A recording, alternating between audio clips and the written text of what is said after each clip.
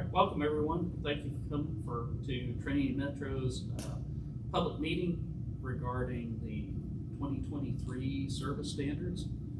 Appreciate everyone's helping us out with the comments you may have regarding the way we make choices for new services and bus stops, amenities, and things of that nature going forward. So service standards are basically a set of criteria that we use to help ensure fair and equitable provision of public transit service throughout the area. And besides serving as the criteria by which we make a number of these decisions, it also serves as the basis for the triennial Title VI program report that we make to the Federal Transit Administration every 3 years. So it contains a number of different sections. One is on the service availability. So service availability talks about the coverage area within Fort Worth. And so as of 2020 census, our service coverage in Fort Worth, which is defined as anyone who lives within a quarter of a mile of a fixed bus route, or within a half a mile of a train station, or anywhere within one of our new zip zones, these people have access to transit. This is the area that's considered generally as the distance that people are willing to walk. And so 53.6% of the service area has access to transit by that definition. And so our goal of the agency then is to increase these percentages over time as the funding allows. And of course, anytime we're making changes to the service, we want to try to make sure that we don't decrease that coverage. We also talk about bus stop criteria, and one of those sections in the bus stop criteria talks about the spacing. We have some standards for the distance that is between bus stops. We also talk about some of the preferred locations of bus stops. For instance, on the far side of an intersection is preferred as opposed to the near side of an intersection, because if the bus were to stop prior to a traffic signal, then chances are that when the bus is ready to go after it's picked up the passenger, that signal light's going to be red, and the bus is going to have to wait again. So if the bus could just flow through the traffic signal and stop on the far side of the traffic signal, then once the passenger is boarded, then the bus driver can move forward as soon as he's ready. So that's one of the standards that we look at, is we try to put it on the far side when we can. We also have a number of design standards that talk about what goes at a bus stop, the shelters and other amenities. And we always try to look for a location that is large enough that we can put a future shelter at some point should the ridership grow to that point that the shelter is warranted. So on that note, we actually have in our standards a number of typical drawings that we can hand out to engineers and developers that show what a typical bus stop should look like, and all of the different amenities and the spacing. And this ensures that we have ADA accessibility in and around the bus stop, and ensures that we'll have a quality and comfortable location. When we choose bus stops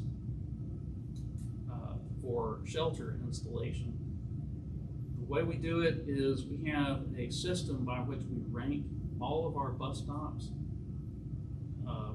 by ridership is one of the highest weighted criteria, but they also get extra points for if a bus stop is near a hospital or any kind of senior center, those types of things where people have a greater need. And so we score all of our bus stops, and then when a budget is set for, say, next year, the board may decide to add 50 new shelters. So then we would go through that ranking, and the top 50 ranked bus stops that don't already have a shelter would be then candidates for installing that shelter. We also have all these standards, like I mentioned, for the dimensions and layouts. We also have in our service standards some criteria for the quantity of service, and we actually divide up our routes into a number of different categories based upon the frequency. So if you look at our system map, you'll see that the routes have different, or they're shown in different shades or different colors on the system map based upon the frequency that they run.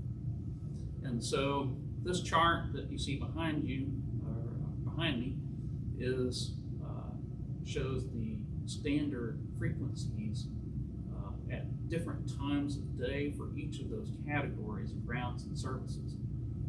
We have some routes that don't neatly fit into frequency categories. Express routes, for instance, some of the express routes only run 2 or 3 trips in the morning and in the evening, and they're not really on standard intervals. And then we have some specialty routes like the Dash downtown that just serve very special interests, and they don't neatly fit into a frequency category. So we set some other standards for those. Zip zones don't run on a frequency, but are rather, our zip zone service is on demand. And of course, then we have our commuter rail frequencies as well. Also, in our service standards, quantity of service, the span of frequency is another criteria that we look at. And so the idea here is that when you're going to look at our service map, and all of the routes that are the same color, generally we would hope to have those running a similar span from early morning to late at night within the same categories. And so we've set here on this chart a number of basic criteria for the minimum early and late times for weekday, Saturday, and Sunday.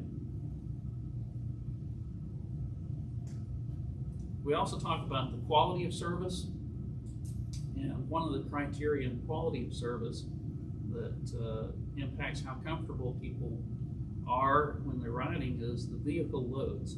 So obviously, if you're having to stand while you're riding, then the bus is crowded. That's an uncomfortable situation. So we set some vehicle load standards.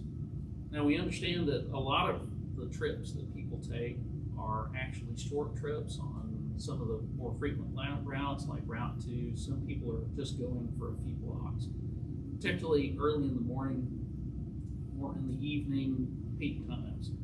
Then with a lot of people commuting, then it's understandable sometimes to have some people standing during those peak times, but during the middle of the afternoons, that's when we really don't want to have people standing. And so what happens is we look at if bus routes start getting crowded in the afternoons or in the off-peak times, then we start looking at increasing the frequencies and bumping them up from a lower frequency to a higher frequency category. We also can assign sometimes we can assign a larger vehicle if that's the case. Another quality of service factor is the on-time performance. And so we have a chart here that shows how we measure the on-time performance. We actually have a system for our fixed route bus that measures 100% of all time points and buses and calculates their on-time performance, reports that back to our operations supervisors so that they can take corrective measures whenever necessary. But on-time performance is impacted by a number of different factors like traffic congestion, if we have to pick up a wheelchair along the route, or if there's any kind of construction or detours. And so it's not always possible to stay 100% on time, but we do monitor the on-time performance, and when it gets beyond our established norms, then we make sure to take corrective actions. So we also describe in our service standards how we monitor our service. We monitor the ridership, which we get from the fare box. Our official accounts is when everybody gets on and interacts with the fare box, you swipe your card, you put money in the fare box, or otherwise you make the fare box beep, and that counts a passenger getting on. We also have automatic passenger counters that count stop by stop, and these two separate systems are often compared to one another to make sure we have accuracy. We also look at our customer feedback. We have our customer care division that gets calls all the time and monitors that direct feedback by phone. We get emails into our website, and we get some feedback indirectly through social media. We also have a quality assurance program, and that's where all of the employees of Trinity Metro have to go out and ride our service. And when we do, we fill out a survey questionnaire online that reports back all of these different service criteria that then go back to the various different departments for if corrective action.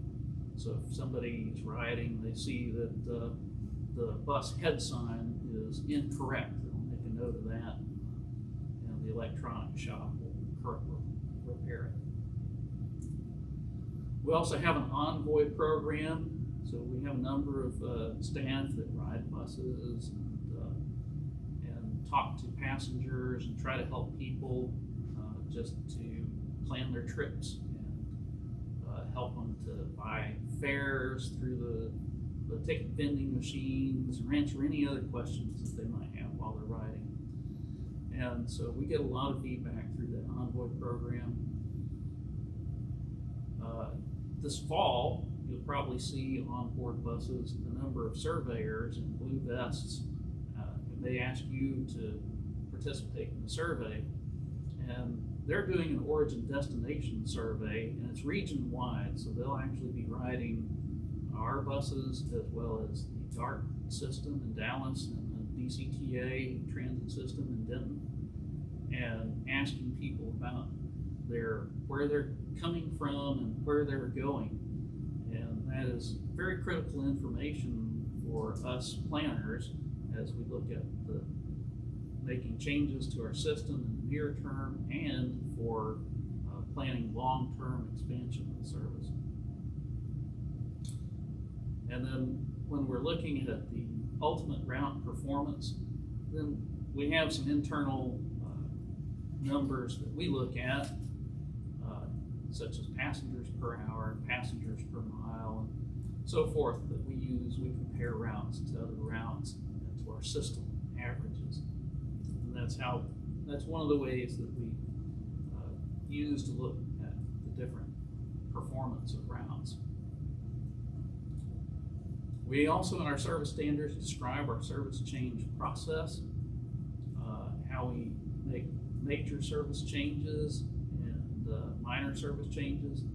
And one of the keys is that a major service change requires a public process, a public meeting, and board approval. So basically any new route or any discontinuation of a route or service, or any change that's greater than 25% of that route or service, is qualified as a major service change.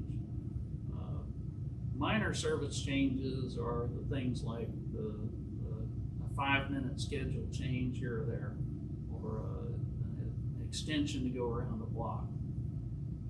Those are less than 25% of the route. And those our CEO is allowed to make those changes administratively. And then all fare changes, any kind of fare change at all, then is also requires a public hearing and our board approval. I mentioned early on our Title VI program and policy, which we have to report to the Federal Transit Administration. So Title VI is of the Civil Rights Act of 1964 is the part that provides that no person shall be subjected to discrimination on the basis of race, color, or national origin under any program or activity that receives federal funding. And of course, Trinity Metro receives federal funding. And so we're required by the FTA to establish policies for disparate impact, which involves minority populations, and disproportionate burden, which involves low-income populations. And by executive order in the year 2000, limited English-speaking populations were added as a protected class. So we look at some various thresholds for analysis, and you can kind of think of it as like the scales of justice being balanced, and such that we always want to make sure that the low-income populations are being treated equally, as well as the non-low-income populations, the minority populations versus the non-minority populations. So if you can kind of imagine those on either side of the scale, we try to keep those in balance.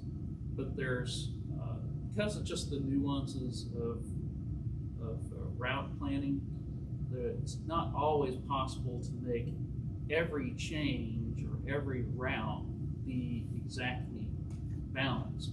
And so we allow a 20% margin for that balance on any one particular change. But the goal is that over time and throughout the whole system, that both sides stay in balance. We also, although we'll be developing a separate public outreach policy, in our service standards, we're document our public notices, particularly for fare changes and service changes. And so this is how we basically, when we're making a service change for a route, we will go out and make the public aware of those changes and of the public meetings ahead of those changes. And so after the pandemic, we're going to add this virtual or online option. We've always held public meetings in person, but now we have the technology, and so we're streaming this as we speak live. And so that gives people who may not be able to come down to the central station or to maybe a location in their neighborhood for a public meeting, they can watch it online. And then we have various ways that people can comment on in a moment that I'll go through. But we also, in our service standards, note that we will post 2 weeks in advance to a number of different outlets, as you see listed here. And so those are the main sections of our service standards document. And so our next steps are, we ask that if If anyone has any comments about our service standards, please get those comments in by Monday, September 5th, 2022. Following that, on a Tuesday, I'll begin to compile all of those comments to forward to our board of directors and try to incorporate them into the document if there are any changes noted. And there are a number of different ways that you can get comments to us. You can send an email to tmweb@ridetm.org. You can write to us at Trinity Metro Attention Planning and Development Department at 801 Grove Street, Fort Worth, Texas 76102. Or you can call our Trinity Metro's comment line at 817-215-8793. And then once all of those comments have been incorporated into the service standards document, then we'll present that to our board of directors for their approval. And the next board meeting is 3:30 p.m. on September 27th, 2022. And that's going to be at 801 Grove Street. That's our headquarters building, which is just one block north and east of this room where we're at right now. And so with that, that's all I have for the service standards presentation. And if anyone has any questions, then I'll be glad to answer those.